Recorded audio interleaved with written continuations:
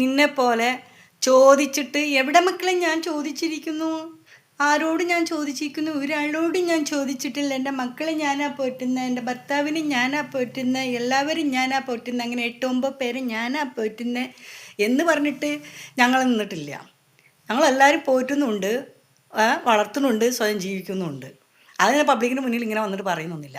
പിന്നെ ഞങ്ങൾ ചോദിച്ചിട്ടില്ല എന്ന് വരെ പറഞ്ഞിട്ടില്ല, ഈ നേരം വരെ പറഞ്ഞിട്ടില്ല. ഞങ്ങൾ ചോദിച്ചിരുന്നു, ഞങ്ങളുടെ ചാനലിലൂടെ ഞങ്ങൾക്ക് അവകാശപ്പെട്ട ആൾക്കാരോട് ഞങ്ങൾ ചോദിച്ചിരുന്നു.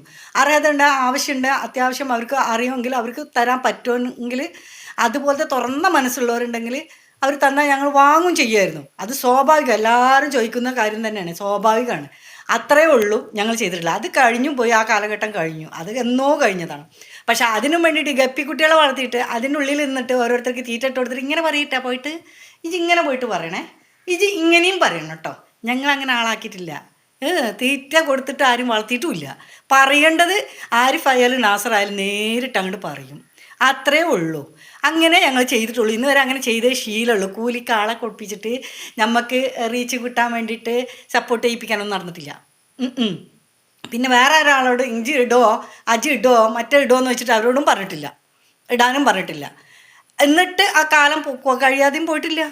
ആ കാലങ്ങളൊക്കെ കഴിഞ്ഞും പോയി, നമുക്കൊന്നും സംഭവിച്ചിട്ടില്ല.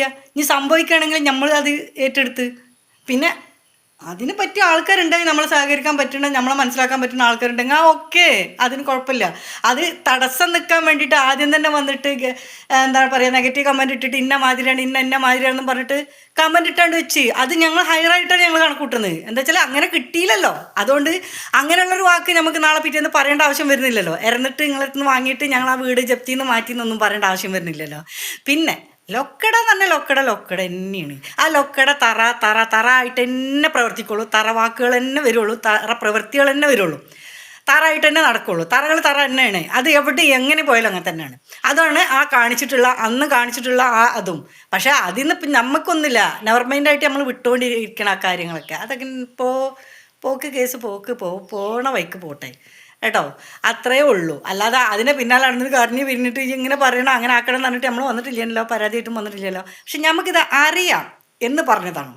ഇതൊക്കെ നമ്മൾ അന്നേ അറിയാമായിരുന്നു. നമുക്കതിലുള്ള നേരിട്ടിട്ട് ആ ഗ്രൂപ്പിലുള്ള കാര്യങ്ങളൊക്കെ നമ്മൾ അറിയിച്ചിട്ടുണ്ട്, നമ്മളിട്ട് അറിഞ്ഞിട്ടുമുണ്ട്. നമ്മളതിന് പിന്നാലെ പോയിട്ടില്ല. കാരണം എന്താണ്, ഹംക്ക് വാക്ക് ചെവിക്ക് പുറമേന്നാണ്. അത് നമ്മൾ മൈൻഡ് ചെയ്യുമ്പോഴാണ് അതിന് ആ ആൾക്കാർക്ക് അത്രയും സീരിയസ് ആയിട്ട് തോന്നുക. നമ്മളത് വിട്ടു. എന്നിട്ടിപ്പോൾ എന്താ, നമ്മളെ വീട് തല കയറ്റിയിട്ട് മറ്റുള്ളവർ കൊണ്ടുപോകും. നമ്മൾ ജീവിക്കുന്നില്ലേ? നമ്മൾ ഈ ഭൂമി തന്നെടാ ജീവിക്കുന്നത്, നിന്നെപ്പോലൊക്കെ തന്നെ. ഹേയ് എന്താന്നാ പറച്ചില് രാജമ്മൻ്റെ.